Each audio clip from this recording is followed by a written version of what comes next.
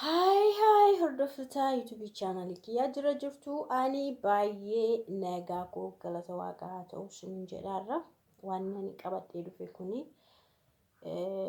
biyya keenyatti maqaan isaa reettii jedhama. Reettiidha akkasiin beektanitti yookaan akkasiin maqaa isaa hubattanitti immoo aliveeraa jedhama jechuudha.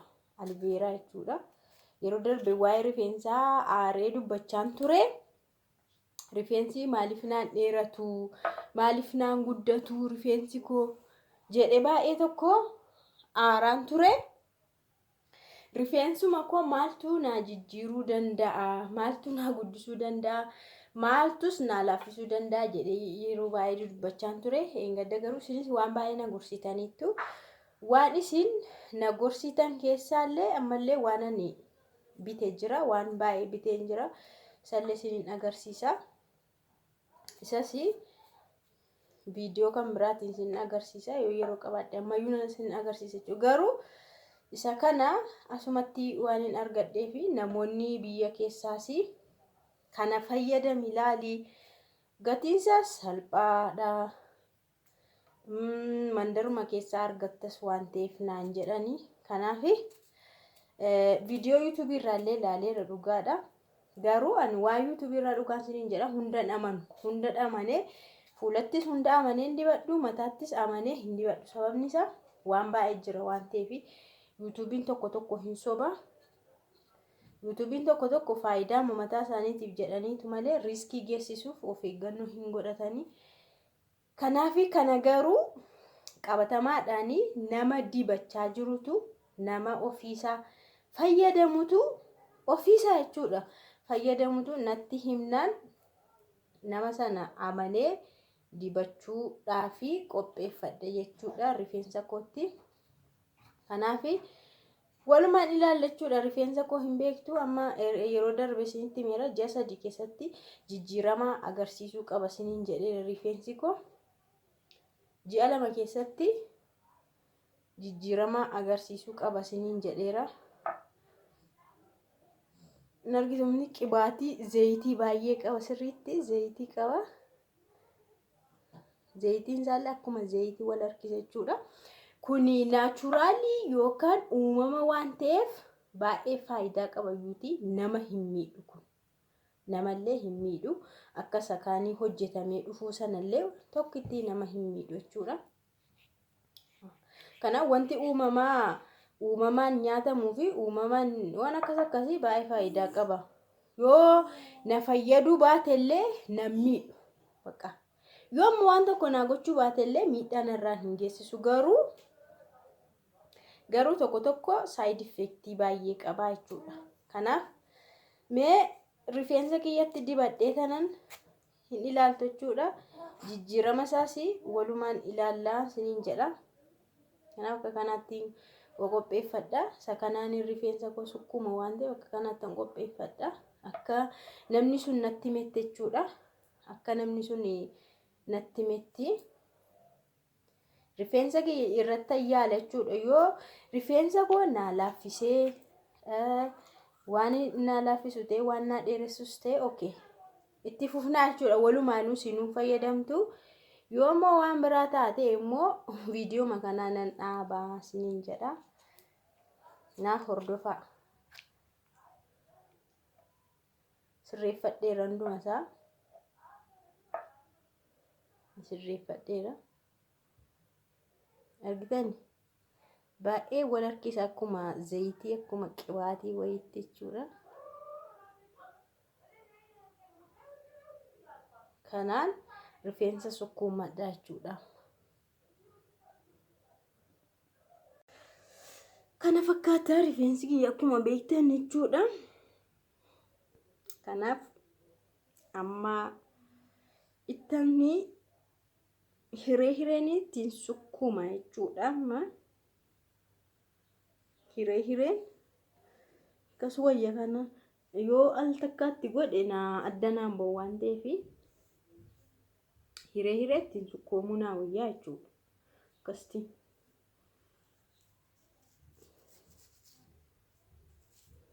akka shaambuu ta'a no argaa jirtuni na zayitii waan ta'eef ofii masaayyuu reetti warra biyya keessaa reetti jedhu intini maqaan isaa maal jedhama wantiidhaan immoo aliveera ingiliffaanidha. Aliveeraan immoo jechuudha maqaan walii galaanaa itti himamu argaa ooltu sinoo jechuudha. Ani amma fayyadamee ilaaluu waan hin barbaadeef fayyadamee ilaaluu barbaade waan ta'eef dhuguma nama fayyadamoo nama hin fayyadu rifeensa irratti jijjiirama hin fidamoo jijjiirama hin fidu jedhee ilaaluufidha. Waan biyya keenya keessatti biqilu waan ta'eefis miidhaan qabu yoo mallee naa jijjiiru baate miidha jedhee hin yaadu ani. Namoota danuudhas kan fayyadamaa jiru waan ta'eef qabatamaadhaan jechuudha. Biyyuma keessaayyuu namoonni fayyadaman jiru. Yuutuubillee yeroo baay'ee nama shakkisiisa wanti goggodhamu nama amansiisu jechuudha.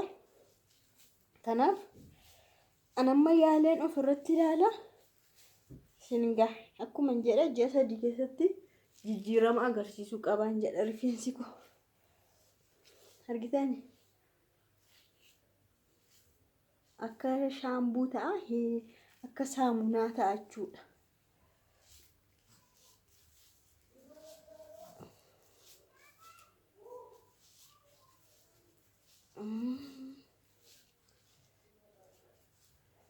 Dhugaan isiniin jedha akka rifeensi akka baay'ee tokko nama rakkisa dhugaa waaqa garuu waanuma kamiifuu wanta waaqayyo namaa kenne malee homaa gochuu hin danda'amu. Ofii kennuu hin danda'amu.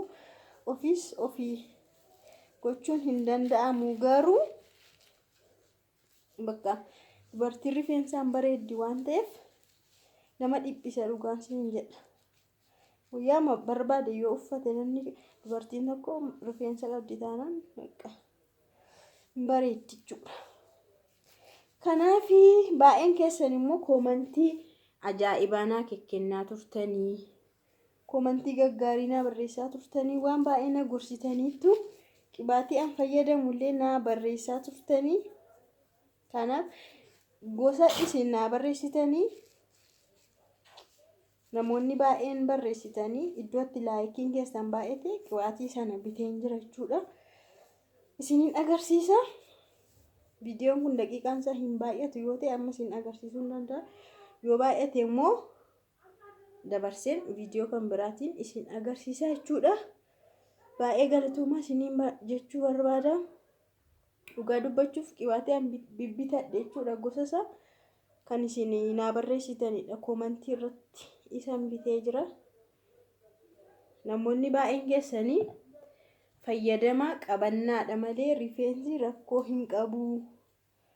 Qabannaa toshinaanii rifeensi sirrii ta'a jettanii dhugumadha garuu tokkoffaamoo kan biraamoo wiigitti naatiin fayyoo itoo eerachuu didee isaa boossu fuuldurri isaa dhumeettanii dhugaa jettan dhugaa waaqa fuuldurri isaa hinuma daakame.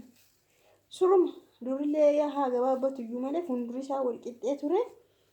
Amma dhiyeenya kana immoo ergiin jalqaba wiigiidhaan dhahadhe narraa akka jirutti hin buqqee jechuudha. Buqqee fuuldurri isaa immoo hin haamame akka nama haamu ta'ee isiniin jedha. Yaada keessanii baay'ee galatoomaa ulfaadha isiniin jaalladha. Yeroo yaada akkas babbareeda namaa kennitan baay'ee namatti toltu. Yeroo nama gorsitanis baay'ee namatti toltu. Qajeelummaadhaan namni nama gorse yaada isaa namni kamuu hin fudhata. Kanaafuu galatoomaa isiniin jedha. Amma tokko wiigii ofirraa fageessaan deema kana booda wiigii sittiin dhahadhu.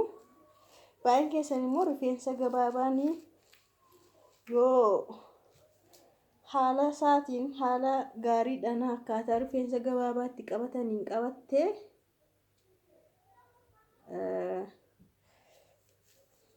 bareedaadha jettanii dhugumadha. Istaayilii rifeensa gabaabaan ittiin hojjetamu notoonii hojjetadhee inni isin bareeda garuu an kan hin barbaade dheeraa akkanaa dhiiratu barbaade isiniin jira. Kanaaf mee maalumaafuu amma garaa kutadheera waan ta'eef rifeensa kana jijjiiruudhaaf yeroo dhiyoo keessatti jijjiirama jedheen abdii qaba gaa. Waanuma garaa garaan fayyadama. Baay'een keessanii bishaanii ruuzii jettanii, baay'een keessan shunkurtii adii jettanii, waan baay'ee jettaniitu isa keessa kan naaf danda'amee fi kan naa mijatu fayyadameen nan ilaalaa isiniin jedha.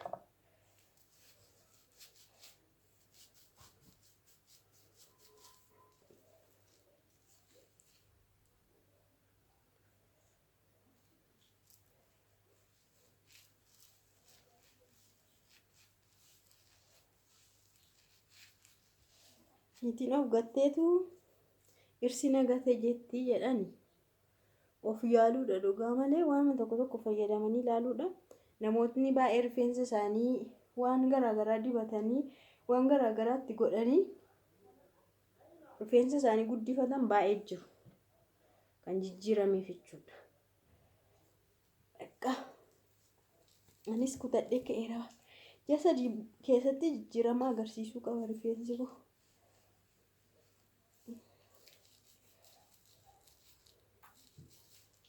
Kun otoo namaati laaffisee namaa guddisa ta'e immoo maashaallah dhagaa dhugaa. Asuma guuteerra silaa maganaanyaa fa'aa katamaa keessaa bakka garaagaraatti mangadaa irratti gurgurama waan ta'eef waanuma nama rakkisu hin qabu. Yeroo yerootti bitanii dibachuudha. Anamma yoon galgala dhiqadhes yoon irra bushee dhiqadhes amma tokko na fayyada jechuudha. Dhiqadhee immoo tooni kaaksii fa'aa gale. Kaaksii jechuudha kaawwatu hin taane kaaksii bicha qilleensi asaa keessa akka seenutti gaarii ta'a jechuudha. Silaa rifeensa akkasii kaaksii malee kaawwyaadhaaf hin ta'u hin jechuudha.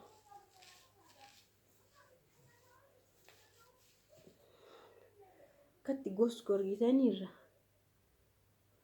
Keessi isaa garuu keessi isaa ammallee qaba. Ajaa'iba dhugaa waaqa.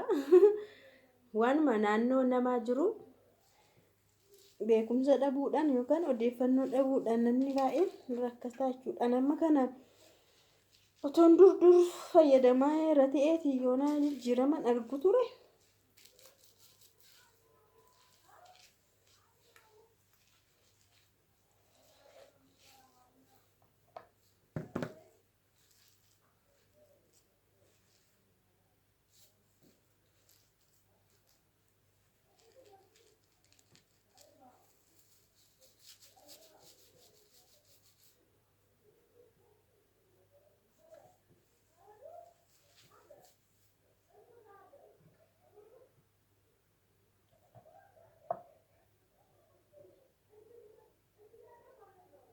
Ta'itiidha akka jirutti. Akka nama dhadhaa dibatee qabbanaa'u dhugaa waaqannu sammuu namaatti. Yeroo dhadhaa dibatan sammuu namaa hin qabbanaa'u.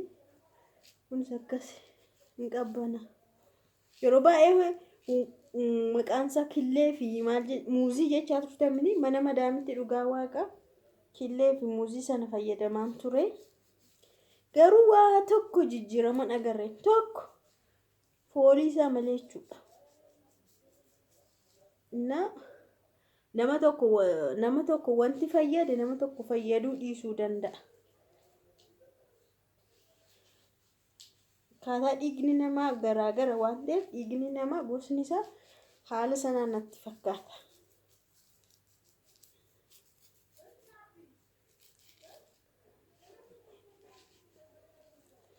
Baay'een keessan immoo waaqa sii kenne waan ta'eef waaqa faana walitti hin bu'in jettan dhugumadha.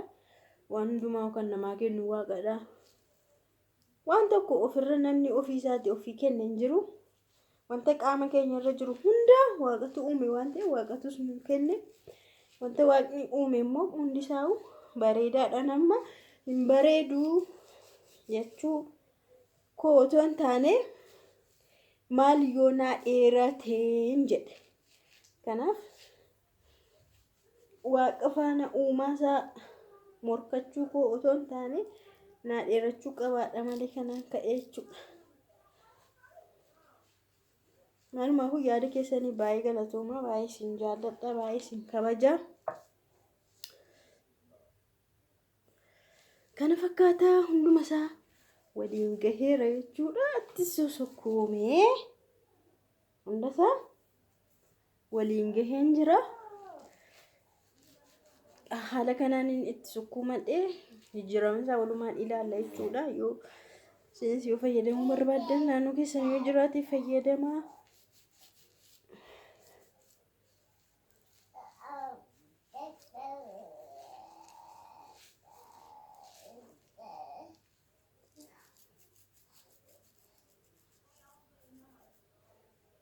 Kana amma daqiiqaan iyyuu baay'atee jira waan ta'eef sakaanii qibaatii garaagaraa yeroo darbe komentii jalannaa barreessitanii gatii isaallee faana hundasaa sinittan agarsiisa. Viidiyoo kan biraatiin amma daqiiqaan illee waan baay'atee jiruuf kana fakkaataa haala kanaaniin dibadhee jira jechuudha. Qabannaadha malee rifeensi rakkoo hin qabu waan jedhameef namoonni baay'een qabannaa isaa immoo mee jijjiiree ilaalan sinin jedha. Galatoomaa sinin jedha. Bye bye. Fayyoon maal mataa ishiitti dibattee? Fayyoon maal mataa ishiitti dibattee? Aarii qabdi waan ta'eef rifeensa ishee jijjiiruu barbaaddeetti waan ta'eef rifeensi ishee akka guddatuuf waan barbaaddeef waan ajaa'ibaa garaagaraa fayyadamti. Waan garaagaraa dibatti mataa ishiitti, rifeensa ishiitti. Kanaaf viidiyoo kana haga dhumaatti yoo ilaaltanii waan isheen itti dibatte ni bartuu jechuudha. Warri yeroo darbee komentii keessan jalattis anis gubadhee rifeensi koo na rakkisee jettanii viidiyoo kana ilaala.